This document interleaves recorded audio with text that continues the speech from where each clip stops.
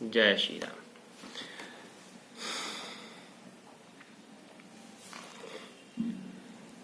राम जी ऋषि विश्वामित्र के साथ मिथिला चल पड़े हैं। विदेह नगर राजा जनक का विदेह नगर है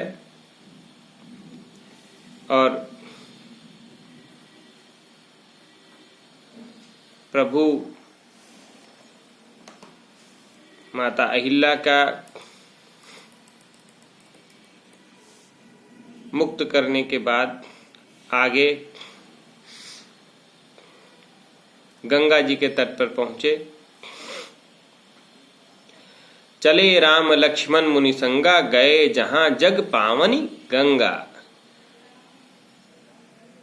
मां गंगा के तट पर ऋषि विश्वामित्र ने प्रभु को माता की कथा सुनाई, किस प्रकार मां का धरती पर अवतरण हुआ।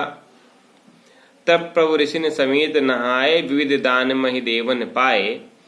और इस प्रकार देखिए, बहुत सुंदर व्याख्या। ये गुह्य ज्ञान केवल वही समझ सकता है जो भक्त होगा। ये गुह्य ज्ञान सबके हृदय में आ ही नहीं सकता है।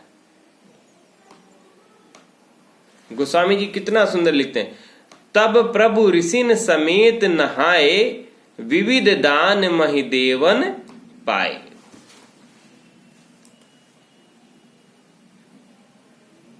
अब यहां पर जब प्रभु मां गंगा में स्नान करते हैं और यह जग विदित है कि वही माता गंगा मां भागीरथी का उद्गम प्रभु महादेव की जटाओं से हुआ और महादेव जो हृदय में राम को रखते हैं वह भी आज मन ही मन प्रभु को प्रणाम करते हैं, क्योंकि कहीं न कहीं वह एहसास प्रभु के स्पर्श का एहसास महादेव को यहां से भी होता है।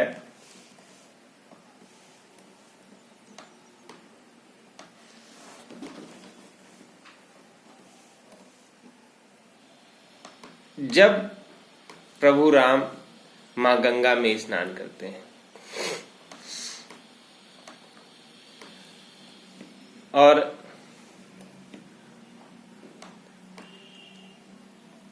आगे भगवान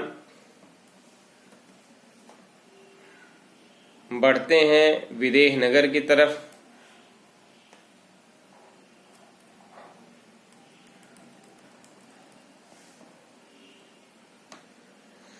हर्ष चले मुनि वृंद सहाय, बेग विदेह नगर नीराय।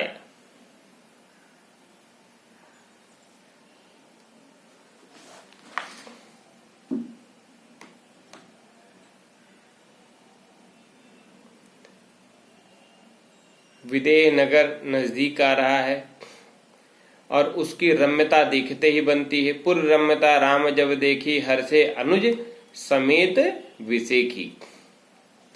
और प्रभु जब विदेह नगर पहुंचते हैं तो उसकी सुंदरता देखकर प्रभु गोस्वामी जी लिखते हैं कि मोहित हो जाते हैं। और हो भी क्यों ना, क्योंकि जैसे मेरे प्रभु राम अयोध्या में निवास कर रहे हैं, ठीक उसी प्रकार शक्ति का पुंज मां जानकी विदेह नगर में निवास कर रही हैं।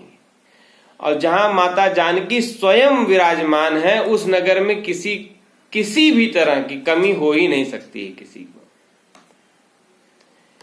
क्योंकि अगर लौकिक भाषा में हम कहें तो जिस घर में मां नहीं होती वह घर भूतों का डेरा हो जाता है, और जिस धरती पर माँ जगदम्बा स्वयं साक्षात उपस्थित हों, माँ लक्ष्मी जिस धरती पर अवतरण लेके रह रही हूं, उस धरती पर कोई कमी कहां से हो सकती है। बापी कूप सरित सर नाना, सलिल सुधासम मनि सोपाना। जितने कुएं हैं, सरोवर हैं, सुंदर नदियां हैं,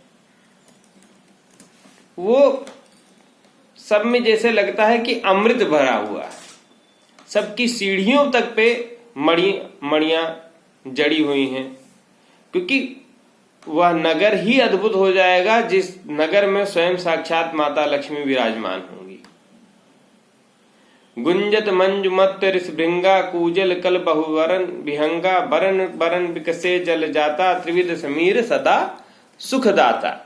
तीनों प्रकार का समीर वहां पर सुख देने वाला है। शीतल मंद पवन बह रही है।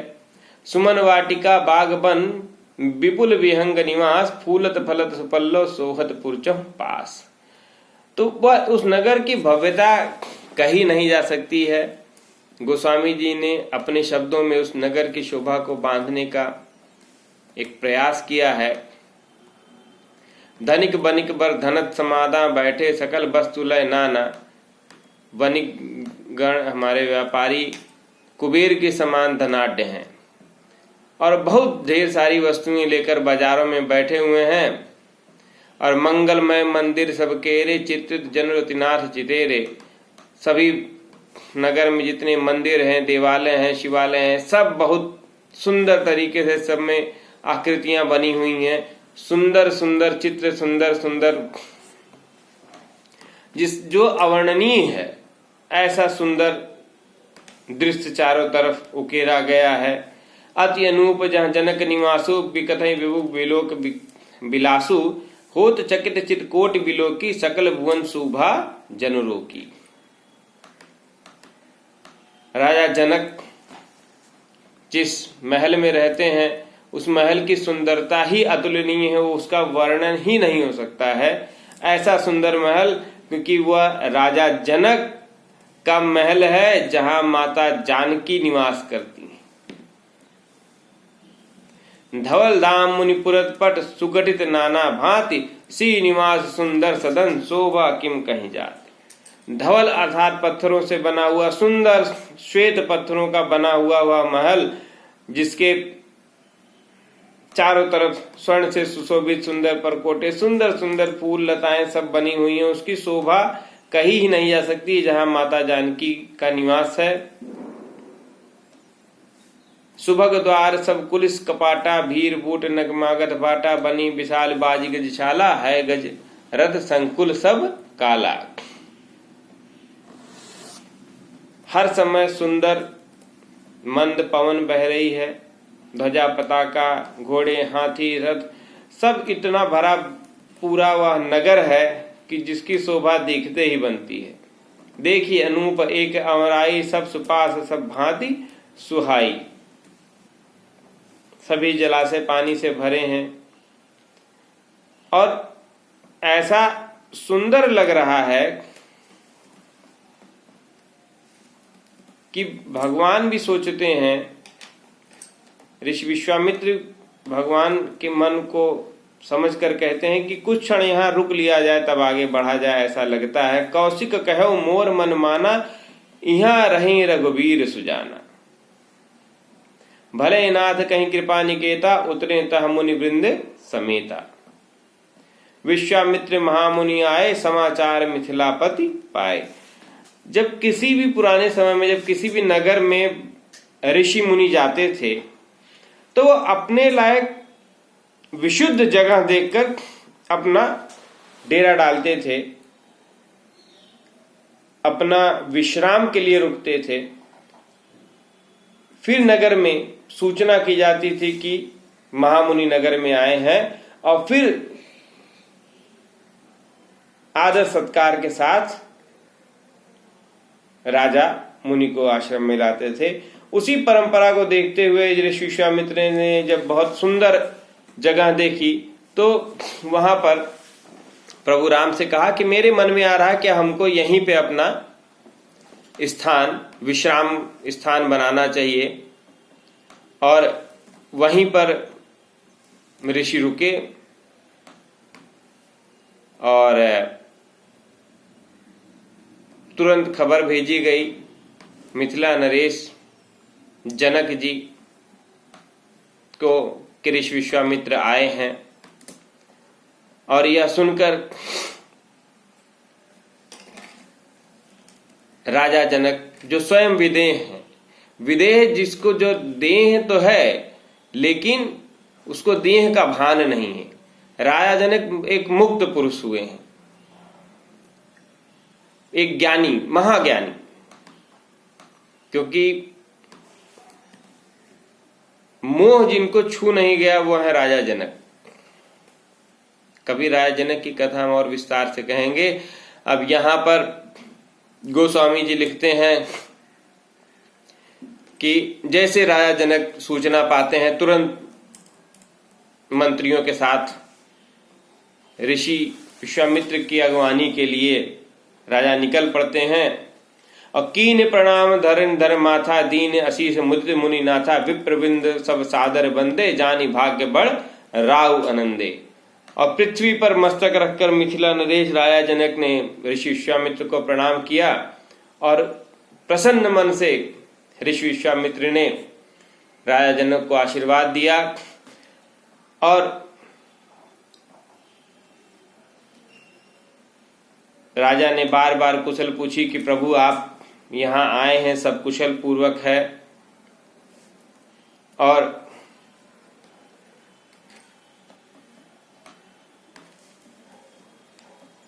विश्वामित्र जी ने अपना कुशल समाचार दिया। और वहां पर रुकने के बाद भगवान राम लक्ष्मण जी सहित वहां पे जो पुष्प वाटिका लगी थी वो देखने के लिए चले गए थे। तो इसलिए उस समय राजा जनक से गोस्वामी जी लिखते हैं कि प्रभु का संवाद नहीं हुआ।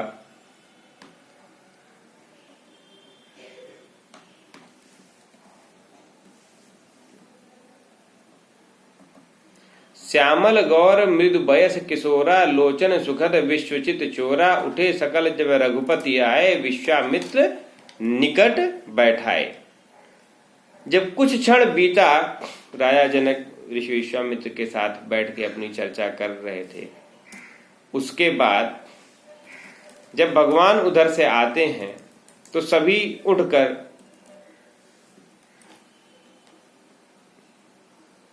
प्रभु को प्रणाम करते हैं और ऋषि विश्वामित्र उनको अपने नजदीक बैठा लेते हैं। भय सब सुखी देखि दो भाता, बारि बिलोचन पुलकित गाता, मूर्ति मधुर मनोहर देखी, भयों विदेह विदेह विसेखी। और वह परम सुंदर अलौकिक छवि भगवान राम लक्ष्मण की देखकर जनक जी, जिनको हमने कहा कि जो इनको मोह छू भी नहीं गया है, ऐसे ज्ञानवान पुरुष राजा जनक अपनी सुधबुध भूल जाते हैं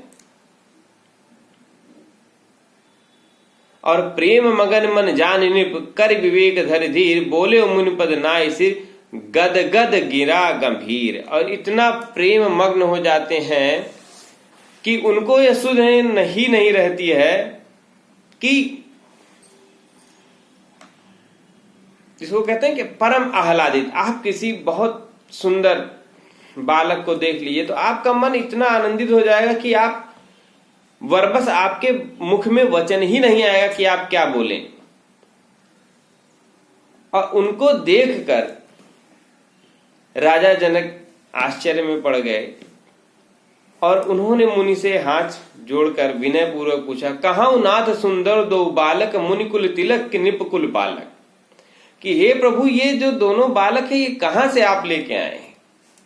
ये दोनों बालक कोई मुनि कुमार है या कोई चक्रवर्ती सम्राट है? ब्रह्म जो निगम ने तिन कही गावा, उभय भेष धर की सोई आवा। या प्रभु ये स्वयं ब्रह्म अवतरण लेकर अवतरित हुए हैं, क्योंकि इतना सुंदर बालक तो हमने अपने जीवन में देखा ही नहीं। और जो मेरी सुध बुद्धि भूल जाए, जो स्वयं प्रज्ञामान है, प्रज्ञा चक्षु है, उनके जब मोह पैदा हो जाए तो यह निश्चय ही कुछ अलौकिक है।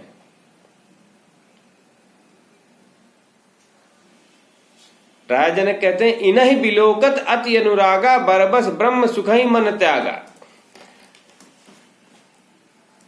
जिसको हमने कहा कि गोस्वामी जी लिखते हैं कि राजा जनक स्वयं इसको स्वीकार करते हैं कि इनकी इतनी मनोहर छवि देखकर मेरा मन जो स्वयं हर समय ब्रह्म सुख में आनंदित रहता है, वह बरबस ही वह ब्रह्म सुख छोड़ने को तैयार हो जाता है कि इनके प्रेम में अनुरक्त होने से कोई बुराई नहीं है। यानी कि इनका मधुर स्वभाव मुझको आकर्षित कर रहा है, इसलिए हे प्रभु अपने मन में कोई संकोच न रख के मुझे बताइए कि यह कौन है।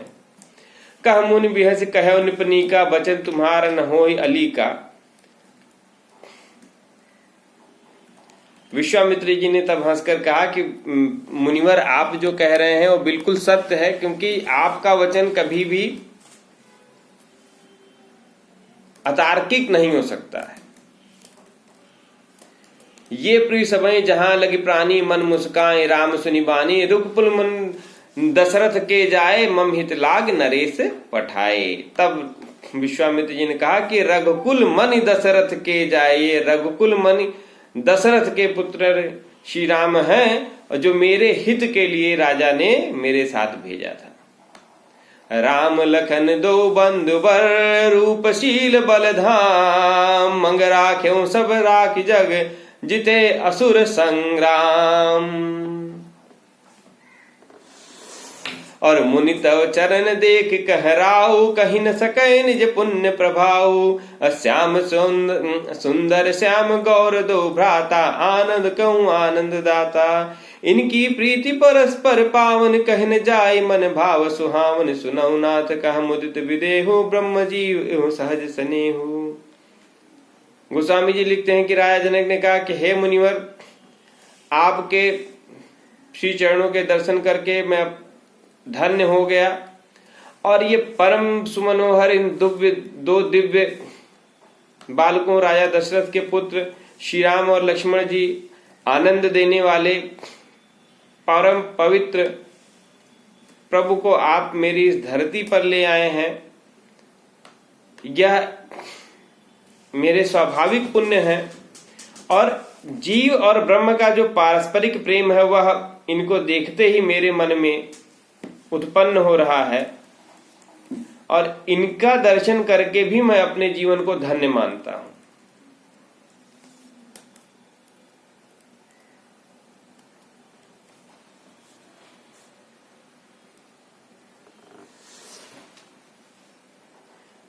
अब पुनि पुनि प्रभु चितऊ नरना हूं, पुलकत गात उर अधिक उचाहू। मुनि प्रशंसनाई पद सीसा, चले लिवाय नगर अवनीशा। और बार बार प्रशंसा करते हुए राजा जनक ने कहता, प्रभु अब चलिए हमारे राजमहल में चलिए और वहीं अब निवास करिए, क्योंकि अब आपका निवास यहाँ अब विश्राम हो चुका। हमारे निवास में चलें।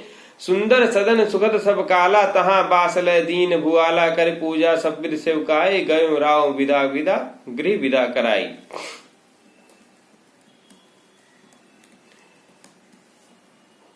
जो सभी कालों में सुंदर सदन के नाम से विख्यात था, जो माता सीता का निवास स्थान था, महल में जिस तरफ मां जानकी रहती थी उस तरफ ही ऋषि विश्वामित्र को निवास दिया गया, क्योंकि वो एक गोय प्रदेश था जहां पे कोई गृहस्थी नहीं रहता था, जिधर ऋषि विश्वामित्र को किसी प्रकार के जप तप ध्यान में विघ्न न हो, ऐसा अनुकूल।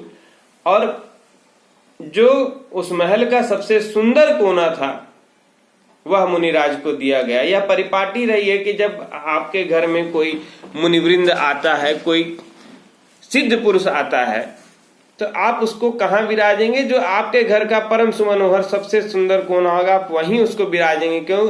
क्योंकि वो आपके हित के लिए आए हैं।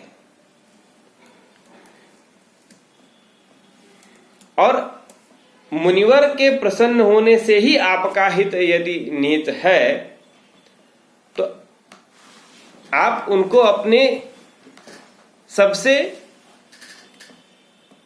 सुमनोहर और दिव्य जगह पर निवास कराएंगे। और जनक जी के महल में इससे दिव्य स्थान हो ही नहीं सकता था जहां मां जानकी स्वयं निवास करती हैं। इस हेतु ऋषि विश्वामित्र को राजा जनक ने उसी सदन में विश्राम कराया। और भावी भी ऐसी ही कुछ आगे बढ़ने वाली थी, इसलिए भी वहां पे निवास कराया।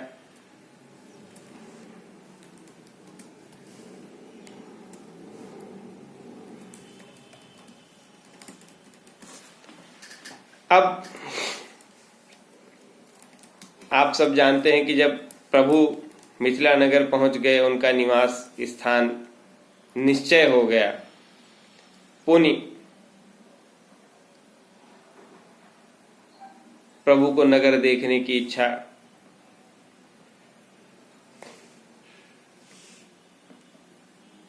हुई, जिसको गोस्वामी जी लिखते हैं कि लक्ष्मण जी नगर देखने की इच्छा से आगे बढ़े। उस क्रम को अगली कथा में आपके साथ हम रखते हैं।